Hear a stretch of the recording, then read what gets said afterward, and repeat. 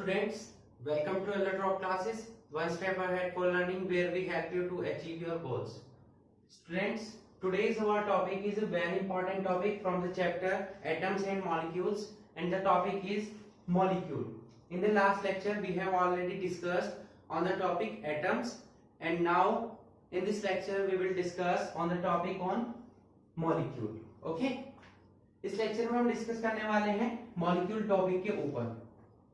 Okay, so let's start. Molecule actual में होता क्या है?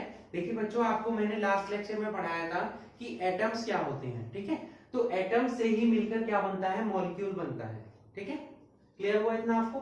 मतलब अगर आपको एटम्स पढ़ाए गए हैं, सपोज ये हमारे पास हाइड्रोजन का मॉलिक्यूल है, ये दूसरा हाइड्रोजन का मॉलिक्यूल है, ये बोल सकते हैं कि ये हाइड्रोजन का एक मॉलिक्यूल हमारे पास है और दूसरा ये ऑक्सीजन का मॉलिक्यूल हमारे पास प्रेजेंट है. तो जब ये एटम्स आपस में कंबाइन करते हैं, ये हमारे पास हाइड्रोजन का एटम है, ये दूसरा हाइड्रोजन का एटम है, दोनों हाइड्रोजन एटम आपस में रिएक्शन कर सकते हैं, या कंपाउंड बना सकते हैं, या गैस बना सकते हैं. तो जब ये आपस में कॉम्बिनेशन करेंगे तो जो पार्ट हमें मिलता है उसको हम क्या बोलते हैं? मॉलिक्यूल बोलते हैं. ठीक है, सिमिलरली ऐसा जरूरी नहीं है कि हाइड्रोजन हाइड्रोजन से ही रिएक्शन करेगा, हाइड्रोजन ऑक्सीजन से भी रिएक्शन कर सकता है और कोई अदर कंपाउंड बना सकता है, उसको भी हम क्या बोलेंगे? मॉलिक्यूल ही बोलेंगे. ओके, क्लियर हुआ इतना आपको? मतलब मॉलिक्यूल एक्चुअल में होता क्या है? It is a group of atoms. ठीक है, समझ आया आपको इतना?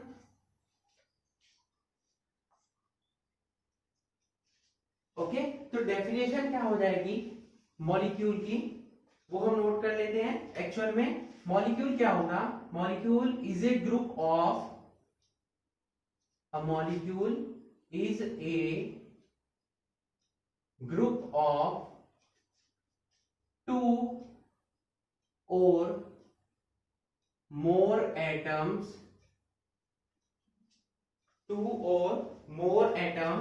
which are held together by some kind of attraction forces. Okay, molecule is a group of two or more atoms which are held together by some kind of attraction forces. Means एक molecule दो या दो से ज्यादा atoms का ऐसा group होता है जिसमें कि एटम्स आपस में कंबाइन करते हैं, आपस में कोरिलेट करते हैं अट्रैक्शन फोर्सेस की हेल्प से और आपस में जुड़ जाते हैं. इसी को हम क्या बोलते हैं? मॉलिक्यूल बोलते हैं. समझ आया आपको इतना? इन अट्रैक्शन फोर्सेस को हम साइंस की लैंग्वेज में क्या बोलते हैं, या केमिस्ट्री की लैंग्वेज में हम इनको क्या बोल सकते हैं? केमिकल बॉन्ड बोल सकते हैं. ठीक है, इन्हीं अट्रैक्शन फोर्सेस को हम क्या बोलते हैं केमिस्ट्री की लैंग्वेज में? केमिकल बॉन्ड बोलते हैं. समझ आया आपको इतना? मॉलिक्यूल की एक और डेफिनेशन मैं आपको नोट कराता हूं. मॉलिक्यूल की एक और डेफिनेशन क्या हो सकती है? अ मॉलिक्यूल इज तो बोल सकते हैं molecule is the smallest particle of elements or compounds which can freely exist under ordinary conditions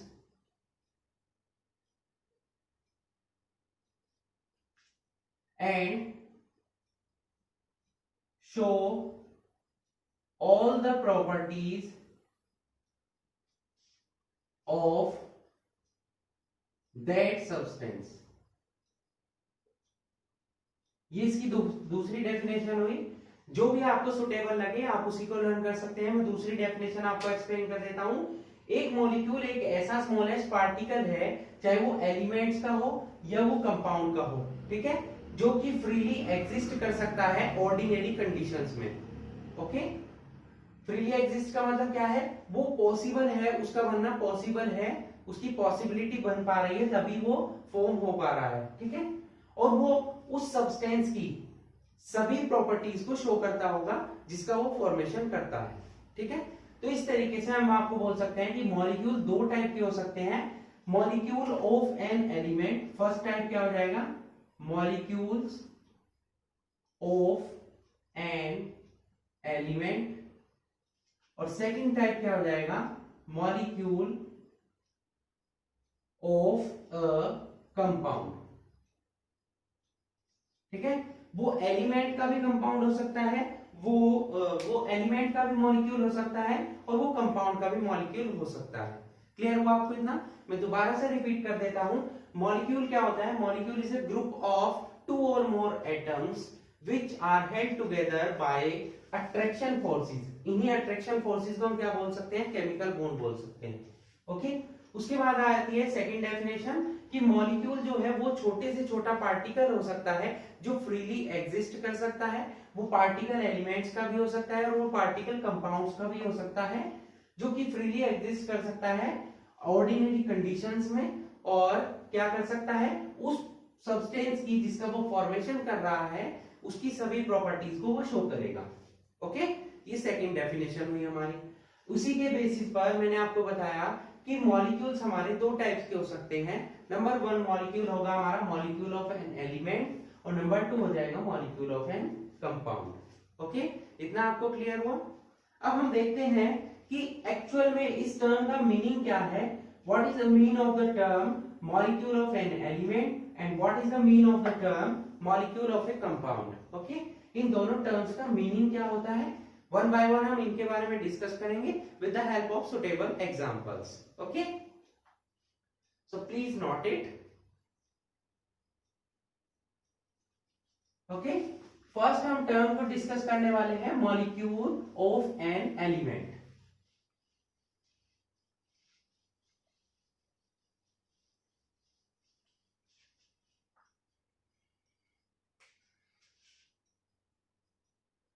molecule of an element,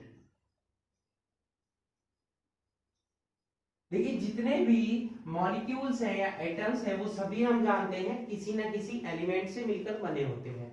चाहे वो एलिमेंट हाइड्रोजन हो, ऑक्सीजन हो, नाइट्रोजन हो, सल्फर हो, फास्फोरस हो, कोई भी हो, उनसे मिलकर हमारे मॉलिक्यूल्स का फॉर्मेशन होता है, इतना आप सभी जानते होंगे, ओके। उसके बाद मॉलिक्यूल ऑफ एन एलिमेंट का क्या मतलब हुआ, तो ऐसा मॉलिक्यूल जो केवल एक ही टाइप के एलिमेंट से मिलकर बना होता है, या बोल सकते हैं it is made by only one kind of atoms, ठीक है। मॉलिक्यूल की डेफिनेशन आपको पढ़ा दी गई। अब मॉलिक्यूल ऑफ एन एलिमेंट क्या होता है, मॉलिक्यूल ऑफ एलिमेंट को हम क्या बोल सकते हैं कि जो एक ही टाइप के एटम से मिलकर बना होता है, इसको हम क्या बोलेंगे, मॉलिक्यूल ऑफ एन एलिमेंट, ठीक है। एक ही टाइप से मतलब क्या हुआ कि हाइड्रोजन हाइड्रोजन से ही कंबाइन करेगा, ऑक्सीजन ऑक्सीजन से ही कंबाइन करेगा, नाइट्रोजन नाइट्रोजन से ही कंबाइन करेगा, तब हमारा जो मॉलिक्यूल बनता है वो मॉलिक्यूल बनता है एलिमेंट का, ओके। एग्जांपल्स और टाइप्स, फर्स्ट हम टाइप डिस्कस करने वाले हैं। इसके टाइप होते हैं, फर्स्ट टाइप है मोनो एटॉमिक मॉलिक्यूल, ठीक है। मोनो एटॉमिक का मतलब क्या हुआ, मोनो का मतलब होता है वन, और एटम का मतलब होता है जो एटम से मिलकर बना होता है, मतलब ऐसा मॉलिक्यूल जिसमें केवल एक ही एटम प्रेजेंट हो उसको हम क्या बोलेंगे, मोनो एटॉमिक मॉलिक्यूल। अब ये कैसे पॉसिबल होगा कि केवल एक ही एटम से मॉलिक्यूल बन जाए, ये तब पॉसिबल होता है जो ऐसी कंडीशन शो करते हैं, ऐसे एलिमेंट जो किसी से रिएक्शन ना करते हो, जैसे कि नॉबल गैसेस।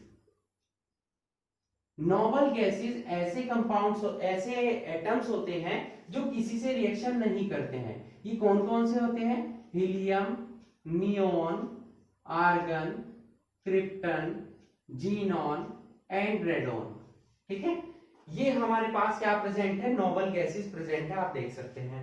ये किसी से रिएक्शन नहीं करते हैं, तो ये सिंगल मॉलिक्यूल की फॉर्म में प्रेजेंट रहेंगे, या बोल सकते हैं सिंगल एटम की फॉर्म में प्रेजेंट रह जाएंगे। जैसे हीलियम है, ये सिंगल रहेगा, किसी से रिएक्शन नहीं करेगा। नियॉन है, किसी से रिएक्शन नहीं करेगा। आर्गन है, किसी से रिएक्शन नहीं करेगा। तो सिंगल एटम है, that's why they are known as monoatomic molecule. Clear हुआ इतना आपको? ओके, तो ऐसा है मोनोएटॉमिक मॉलिक्यूल में क्या होगा, वही उनके एटम होंगे एलिमेंट्स के, और वही उनके मॉलिक्यूल भी होंगे। क्लियर हुआ इतना? सेकंड चलते हैं हम डाई एटॉमिक पर। डाई एटॉमिक मॉलिक्यूल क्या हो जाएंगे, डाई का मतलब हो जाता है दो, वैल्यू कितनी हो जाएगी 2, यानी कि ऐसे मॉलिक्यूल जिनमें की दो एटम्स आपस में जुड़ रहे हो किसी केमिकल बॉन्ड के थ्रू। जैसे हम बात करते हैं हाइड्रोजन, हाइड्रोजन ये हमारे पास फर्स्ट हाइड्रोजन प्रेजेंट है, और ये हमारे पास सेकंड हाइड्रोजन है। जब ये दोनों रिएक्शन करेंगे तो आपस में जुड़ जाएंगे इस टाइप से, ये फर्स्ट हाइड्रोजन और ये सेकंड, तो ये हाइड्रोजन मॉलिक्यूल का फॉर्मेशन करेंगे। ठीक है, सिमिलरली अगर हम ऑक्सीजन मॉलिक्यूल देखें तो ये हमारा हो जाएगा ऑक्सीजन का मॉलिक्यूल। ठीक है, इस सिमिलरली नाइट्रोजन का मॉलिक्यूल बन सकता है N2।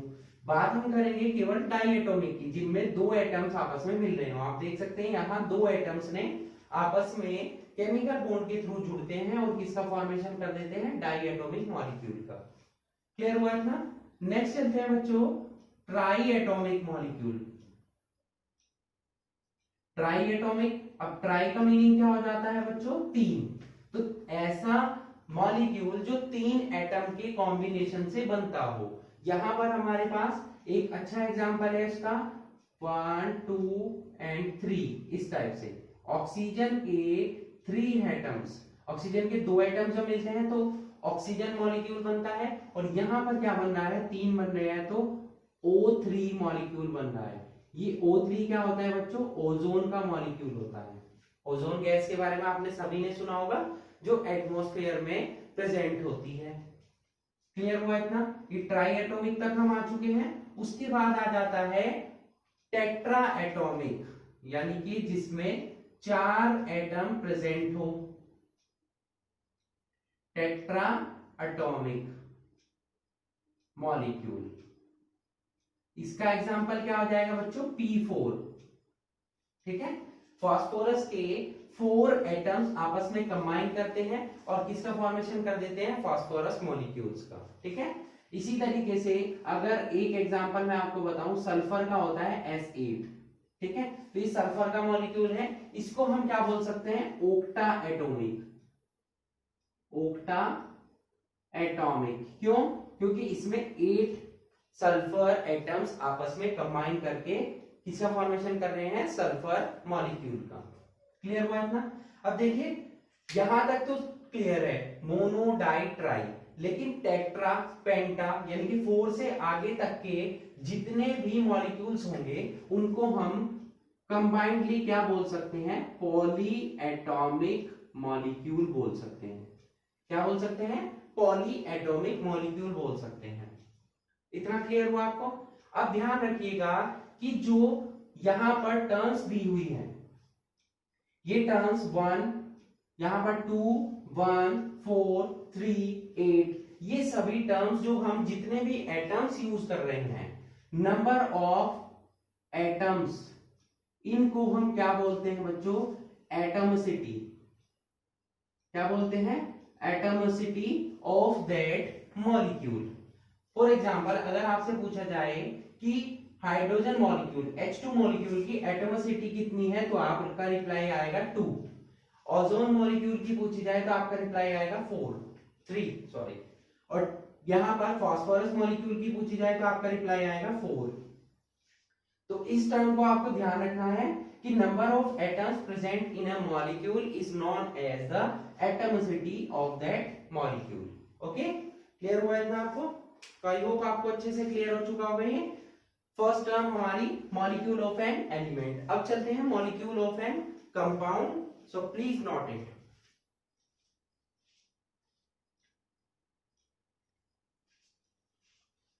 नेक्स्ट चलते हैं molecule of a compound.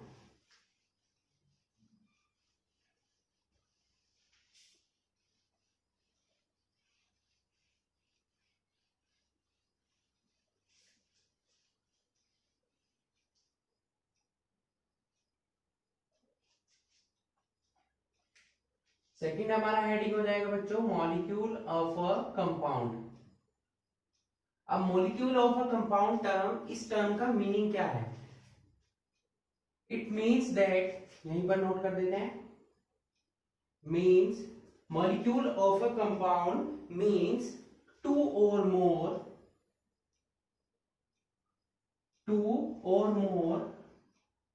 different kind of atoms combined together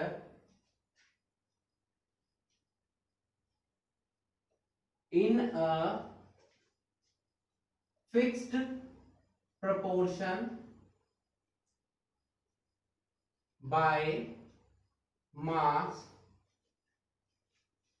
ठीक है, चाहे तो आप इतना नोट करते हैं या इसको आप एक्सटेंड भी कर सकते हैं, दैट कैन फ्रीली एग्जिस्ट, या यहीं पर आप डेफिनेशन नोट कर सकते हैं इतनी ही।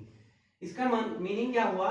मॉलिक्यूल ऑफ अ कंपाउंड, इस टर्म का मीनिंग क्या है कि दो या दो से ज्यादा अलग अलग टाइप्स की, यहां देखेंगे different kind of atoms combine together, जो आपस में कॉम्बिनेशन करते हैं, बॉन्डिंग बनाते हैं, फिक्स्ड प्रोपोर्शन बाय मास, अपने मास के प्रोपोर्शन के अकॉर्डिंग। ठीक है, और किसका फॉर्मेशन करते हैं? वो कंपाउंड्स का। फॉर एग्जांपल इनमें भी सेम ऐसे ही होंगे, डाई एटॉमिक, ट्राई एटॉमिक, ठीक है, मोनो एटॉमिक नहीं होंगे। फॉर एग्जांपल अगर हम हाइड्रोजन और क्लोरीन का कॉम्बिनेशन करा रहे हैं, ये हाइड्रोजन का है एटम और ये क्लोरीन का एटम है, क्योंकि वहां पर क्या था, आपको सेम लेने थे एटम्स, किसमें? मॉलिक्यूल ऑफ ए एलिमेंट में। यहाँ क्या है, अलग अलग लेने हैं। तो हाइड्रोजन और क्लोरीन जब आपस में कॉम्बिनेशन करते हैं तो क्या बनता है बच्चों? हाइड्रोजन क्लोराइड बनता है। ये नेमिंग कैसे हुई इसकी, ये मैं भी आपको रूल्स के अकॉर्डिंग सिखाऊंगा। ओके, ये हो गया डाई एटॉमिक। डाई एटॉमिक और क्या एग्जांपल ले सकते हैं हम? सी और ओ, ये किसका हो गया? Carbon monoxide. आपने नेम सुना होगा, फॉर्मूला भी इसका पढ़ा हुआ होगा जूनियर क्लासेस में। ठीक है, ये डाई एटॉमिक के एग्जांपल है। ये दोनों किसके एग्जांपल हो गए बच्चों? डाई एटॉमिक के। ठीक है, ट्राई एटॉमिक देख लेते हैं, जिसमें तीन एटम प्रेजेंट हो। यहाँ दो एटम प्रेजेंट थे, तीन एटम का एग्जांपल ले लेते हैं हम। फॉर एग्जांपल ये हमने लिया ऑक्सीजन, यहाँ हाइड्रोजन और यहाँ भी हाइड्रोजन, तो ये किसका मॉलिक्यूल बन गया? Water molecule, H2O। ओके, ये वाटर मॉलिक्यूल बना। सिमिलरली और कोई एग्जांपल ले सकते हैं हम ट्राई एटॉमिक का। बताइए, आपने कोई और पढ़ा हो तो? जो सिंपल सा एग्जांपल हमने पढ़ा है, ये कार्बन डाइऑक्साइड पढ़ा हुआ है ना आपने, कार्बन डाइऑक्साइड का मॉलिक्यूल है CO2 मॉलिक्यूल। अब देखिए इन दोनों में कितने एटम्स प्रेजेंट है? 3। तो ये कौन सी एटम का एग्जांपल हो गए? कौन से मॉलिक्यूल का एग्जांपल हो गए? ट्राई एटॉमिक का। ठीक है, 4 वाला ले लेते हैं, जैसे NH3 हमने अच्छा एग्जांपल पढ़ा हुआ है। नाइट्रोजन, ये हाइड्रोजन, यहाँ दूसरा हाइड्रोजन और ये तीसरा हाइड्रोजन। ठीक है, ये किसका बनेगा? अमोनिया। कौन सी गैस है ये? Ammonia molecule. ये किसका एग्जांपल है बच्चों? टेट्रा एटॉमिक का, क्योंकि इसमें कितने एटम्स आ रहे हैं यहाँ पर? 1 2 3 एंड 4। इसकी एटॉमिसिटी कितनी है? 4। That's why it is known as tetra atomic. Okay, तो दोनों में आई होप आपको दोनों में डिफरेंस क्लियर हो चुका होगा। मॉलिक्यूल ऑफ ए एलिमेंट में क्या होगा बच्चों? सेम काइंड के एटम्स आपस में कंबाइन करेंगे, जबकि मॉलिक्यूल ऑफ ए कंपाउंड में क्या होगा? डिफरेंट काइंड ऑफ एटम्स आपस में कंबाइन करेंगे और किसका फॉर्मेशन करेंगे? कंपाउंड्स का। इतना आपको क्लियर हुआ? अब बात आती है इनकी नेमिंग कैसे होती है। ये मैंने यहाँ पर नेम नोट किए हैं, तो इनकी नेमिंग के कुछ रूल्स हैं।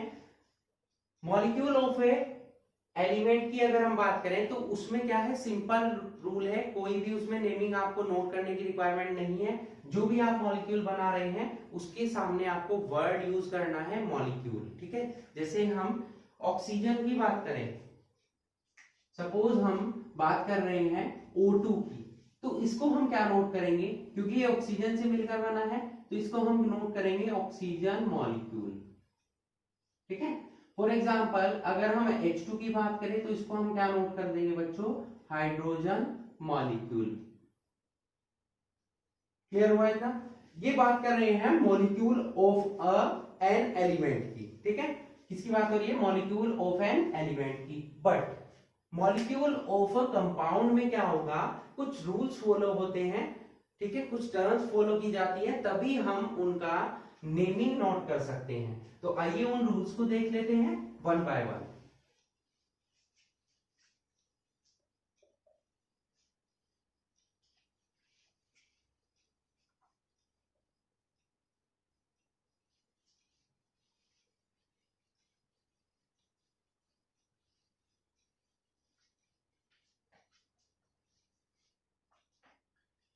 तो रूल्स पढ़ने से पहले बच्चों आपको एक टर्म पढ़नी जरूरी है।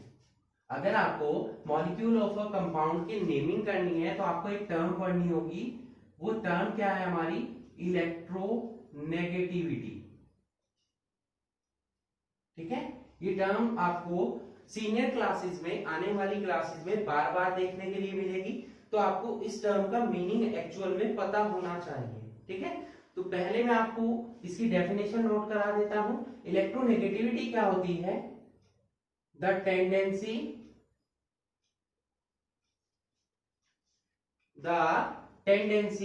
of an atom in a molecule, क्या मीनिंग हुआ इसका, the tendency of an atom in a molecule to attract the shared pair of electrons towards itself is known as electronegativity. Okay, इस डेफिनेशन का meaning क्या हुआ वो हम example की हेल्प से समझते हैं। देखिए यहां पर मैंने वर्ड यूज किया, पहले मैंने आपको समझाया कि हाइड्रोजन और हाइड्रोजन ये दोनों आपस में बॉन्डिंग कर रहे हैं, मॉलिक्यूल का फॉर्मेशन हो रहा है। तो दोनों के बीच में जो मॉलिक्यूल बन रहा है वो किसी अट्रैक्शन फोर्सेस की वजह से बन रहा है। उस अट्रैक्शन फोर्सेस को हम क्या बोलते हैं, केमिकल बॉन्ड बोलते हैं। ये भी आपको पढ़ाया गया है, ठीक है। क्या बोलते हैं उसको, केमिकल बॉन्ड बोलते हैं, ठीक है। अब ये बॉन्ड जो बन रहा है ये इलेक्ट्रॉन्स की शेयरिंग की वजह से बन रहा है, ठीक है। बॉन्ड्स जो बनते हैं वो किसकी वजह से बन रहे हैं, शेयरिंग ऑफ इलेक्ट्रॉन्स, ठीक है। एक इलेक्ट्रॉन इसने अपना दिया, एक इसने दिया, दोनों ने शेयरिंग की और बॉन्ड का फॉर्मेशन हुआ। अब क्या करेंगे कि यहां पर तो दोनों वर्ड एटम सेम है, भाई जितनी पावर इसकी है उतनी पावर दूसरे की है क्योंकि दोनों सेम है। बट अगर हम बात करें HCl की तो यहां पर क्या है, दोनों मॉलिक्यूल, दोनों एटम अलग अलग हैं तो इनकी पावर भी अलग अलग होगी। तो जिसकी पावर ज्यादा होती है वो बॉन्डिंग पेयर के इलेक्ट्रॉन को अपनी तरफ अट्रैक्ट करता है। यहां पर हाइड्रोजन और क्लोरीन में से पावर किसकी ज्यादा है, क्लोरीन की। तो ये क्या करेगा, इलेक्ट्रॉन्स को अपनी तरफ अट्रैक्ट करेगा, ठीक है। मतलब ये क्या होगा, मोर इलेक्ट्रोनेगेटिव होगा। और हाइड्रोजन क्या होगा, लेस इलेक्ट्रोनेगेटिव होगा, ठीक है। इसी को हम दूसरा भी बोल सकते हैं, अगर ये इलेक्ट्रोनेगेटिविटी इसकी कम है इसको बोल सकते हैं लेस इलेक्ट्रोनेगेटिव, या बोल सकते हैं मोर इलेक्ट्रोपॉजिटिव, ऐसा भी हम बोल सकते हैं इसको। बट जो हम टर्म यूज करते हैं वो यूज करते हैं इलेक्ट्रोनेगेटिव की फॉर्म में ही। इसको हम बोलेंगे मोर इलेक्ट्रोनेगेटिव, इसको बोलेंगे हम लेस इलेक्ट्रोनेगेटिव, ठीक है। तो आई होप आपको अच्छे से क्लियर हो चुका होगा कि इलेक्ट्रोनेगेटिविटी क्या होती है, कि जो ज्यादा इलेक्ट्रोनेगेटिव होगा वो इलेक्ट्रॉन्स को अपनी तरफ अट्रैक्ट कर लेगा, उस पर नेगेटिव चार्ज आएगा और दूसरे पर पॉजिटिव चार्ज आएगा, ठीक है। वो चार्जेस कैसे आते हैं वो आगे आप क्लासेस में पढ़ेंगे, ठीक है। यहाँ पर आपको इतना ध्यान रखना है कि इलेक्ट्रोनेगेटिविटी टर्म का मीनिंग क्या है एक्चुअल। वो मीनिंग है कि शेयरिंग पेयर ऑफ इलेक्ट्रॉन्स को मोर इलेक्ट्रोनेगेटिव एटम अपनी साइड अट्रैक्ट कर लेगा। ठीक है, अब यही टर्म हमारी यूज होगी रूल्स में।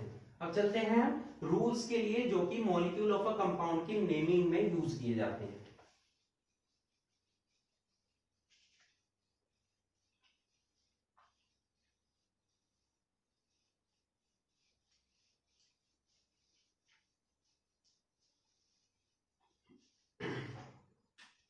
तो रूल्स की बात कर लेते हैं। नेमिंग के लिए टोटल ओवरऑल मैं आपको 5 रूल्स पढ़ाने वाला हूं। ठीक है, फर्स्ट रूल में क्या होगा, फर्स्ट रूल के अकॉर्डिंग क्या होगा, जो लेस इलेक्ट्रोनेगेटिव एटम है, जब हम नेमिंग नोट करेंगे उसमें हम लेस इलेक्ट्रोनेगेटिव टर्म का नेम पहले यूज करेंगे और मोर इलेक्ट्रोनेगेटिव टर्म का बाद में यूज करेंगे। ठीक है, लेस इलेक्ट्रोनेगेटिव टर्म या एटम, उसका नेम क्या है पहले नोट करेंगे हम, और मोर इलेक्ट्रोनेगेटिव एटम का हम बाद में नोट करेंगे। ठीक है, फॉर एग्जांपल हमने लिया HCl, इसमें ज्यादा नेगेटिव कौन है, मोर इलेक्ट्रोनेगेटिव कौन है क्लोरीन, और लेस इलेक्ट्रोनेगेटिव कौन है हाइड्रोजन। अभी मैंने आपको पढ़ाया। ठीक है, ये आपको ध्यान रखना होगा जैसे जैसे आप क्लासेस लेंगे कि कौन सा ज्यादा इलेक्ट्रोनेगेटिव है, कौन सा कम इलेक्ट्रोनेगेटिव है। ठीक है, तो यहां पर इसका नेम क्या हो जाएगा हाइड्रोजन, क्योंकि हाइड्रोजन क्या है लेस इलेक्ट्रोनेगेटिव है, तो इसका नेम पहले नोट करेंगे हम। और मोर इलेक्ट्रोनेगेटिव कौन है क्लोरीन, इसका नेम हम बाद में नोट करेंगे। ठीक है, क्लोराइड, तो इसका नेम क्या बन जाएगा हाइड्रोजन क्लोराइड। अब आपके माइंड में एक क्वेश्चन पुट अप होना चाहिए कि यहां पर मैं बोल रहा हूं क्लोरीन और नोट में कर रहा हूं क्लोराइड, ऐसा क्या है। तो वही है हमारा रूल नंबर 2। रूल नंबर 2 क्या बोलता है कि जो लास्ट वाली टर्म या जो मोर इलेक्ट्रोनेगेटिव टर्म होगी उसमें क्या होगा, उसमें जो नेम होगा वो एंड होगा किस वर्ड पर, IDE पर। ठीक है, जैसे यहां पर क्या था हमारा क्लोरीन, तो क्लोरीन किस में चेंज हो जाएगा क्लोराइड में चेंज हो जाएगा। ठीक है, क्लोरीन से क्या बन जाएगा क्लोराइड। ठीक है, ऐसे ही अगर ब्रोमीन आएगा तो क्या बन जाएगा ब्रोमाइड बन जाएगा वो। ठीक है, इसीलिए इसका नेम क्या बना हाइड्रोजन क्लोराइड बना। ये हमारा था रूल नंबर 2। रूल नंबर 3 क्या है कि ऐसा जरूरी नहीं है कि हम इसी टाइप के नेम बनाएं। कुछ ऐसे कंपाउंड्स हैं जिनमें हम नॉर्मल या कॉमन नेम भी यूज करते हैं। फॉर एग्जांपल H2O, H2O का कॉमन नेम क्या होता है water. For example NH3, NH3 का कॉमन नेम क्या होता है अमोनिया, है ना, होता है। फॉर एग्जांपल CH4, ये कौन सी गैस होती है मीथेन गैस होती है। इसी तरीके से और भी हैं कंपाउंड्स हमारे पास। तो जरूरी नहीं है कि आप साइंटिफिक नेम यूज करेंगे, उनके कॉमन नेम भी यूज होते हैं कहीं कहीं। ठीक है, सब जगह नहीं होंगे, जहां पॉसिबिलिटी हो वहीं पर हम उनके कॉमन नेम भी यूज कर सकते हैं। रूल नंबर 4 क्या कहता है बच्चों, रूल नंबर 4 क्या कहता है कि अगर एटम्स रिपीट हो रहे हो, ठीक है, एटम्स क्या हो रहे हो रिपीट हो रहे हो, तो हम प्रीफिक्सेस यूज करेंगे। प्रीफिक्सेस मतलब जैसे कि 2 बार है तो हम डाई वर्ड यूज करेंगे, 3 बार है तो हम ट्राई वर्ड यूज करेंगे, 4 बार है हम टेट्रा वर्ड यूज करेंगे, 5 बार है हम पेंटा वर्ड यूज करेंगे, 6 बार है हम हेक्सा यूज करेंगे। इसी तरीके से आगे चलते रहेंगे। ठीक है, तो फॉर एग्जांपल N2O5, ये मैंने एक एग्जांपल लिया, तो ध्यान देंगे यहाँ नाइट्रोजन है ऑक्सीजन है, तो नाइट्रोजन कितनी है 2, तो इसका नेम क्या बनेगा डाई नाइट्रोजन। 2 है तो डाई नाइट्रोजन, तो N2 के लिए आ गया। और ऑक्सीजन कितने हैं 5, तो इसका नेम क्या बनेगा पेंटाऑक्साइड। क्या बनेगा पेंटाऑक्साइड। ठीक है, इसका नेम क्या बनेगा डाई नाइट्रोजन पेंटाऑक्साइड। यहां ध्यान रखेंगे कि जो पेंटा और प्लस ऑक्साइड है उसमें से हम A को हटा देंगे और क्या बन जाएगा वो पेंटॉक्साइड। क्या पढ़ेंगे इसको, क्या प्रोनाउंस करेंगे पेंटॉक्साइड। ठीक है, क्लियर हुआ था, ये एग्जांपल आपको अच्छे से क्लियर हो गया। और एग्जांपल ले लेते हैं, सपोज हमने ले लिया PCl3, इंपॉर्टेंट कंपाउंड है। पी से मतलब हुआ फॉस्फोरस। अब फॉस्फोरस एक ही है तो इसे तो हम एज इट इज नोट करेंगे फॉस्फोरस। और क्लोरीन कितनी है 3, 3 के लिए क्या वर्ड यूज करेंगे ट्राई, और लास्ट में क्लोराइड। क्लोरीन नहीं, क्या यूज करेंगे क्लोराइड। अभी मैंने आपको बताया, ठीक है। ये हमारे 4 रूल्स कंप्लीट हो जाते हैं। अब फिफ्थ रूल की अगर हम बात करते हैं, फिफ्थ रूल हमें ये बताता है कि अगर हाइड्रोजन का कोई कंपाउंड है, फॉर एग्जांपल H2S ले लिया हमने, क्या ले लिया H2S, तो उसमें हम डाई, ट्राई, टेट्रा ये सभी वर्ड यूज नहीं करेंगे हाइड्रोजन के लिए। समझ आया आपको? जैसे H2S है तो इसका नेम क्या होना चाहिए डाई हाइड्रोजन, और सल्फर से क्या बन जाएगा सल्फाइड, क्योंकि लास्ट में ईडी लगाना है तो ये गलत हो जाएगा। हाइड्रोजन के लिए हम केवल यूज करेंगे हाइड्रोजन वर्ड, हाइड्रोजन सल्फाइड इसका नेम होता है। ये एक इंपॉर्टेंट गैस होती है जिसमें से स्मेल आती है काफी बुरी वाली, ठीक है। अब ध्यान रखेंगे बुरी वाली स्मेल कैसे आती है, जैसे आपने एग स्मेल की हो कभी, जो एग्स होते हैं जब वो सड़ जाते हैं तो उसमें से ऐसी अगर स्मेल आती है तो H2S गैस में से आती है, ठीक है। ये आपको ध्यान रखना है। तो ध्यान रखेंगे ये पांचों रूल्स आपको अच्छे से क्लियर हो जाने चाहिए। तो यहाँ पर बच्चों हमारा जो मॉलिक्यूल टॉपिक था वो कंप्लीट हो जाता है, जिसमें हमने मॉलिक्यूल के टाइप्स पढ़ लिए, molecule of a compound and molecule of an element, और उनकी नेमिंग कैसे होगी उनके रूल्स भी हम पढ़ चुके हैं। आगे आने वाले लेक्चर्स में हम आपको नेम सिखाएंगे और उनकी मॉलिक्यूलर मासेस निकालना सिखाएंगे। Okay, so that's it for today. Hope you enjoyed the video and thanks for watching.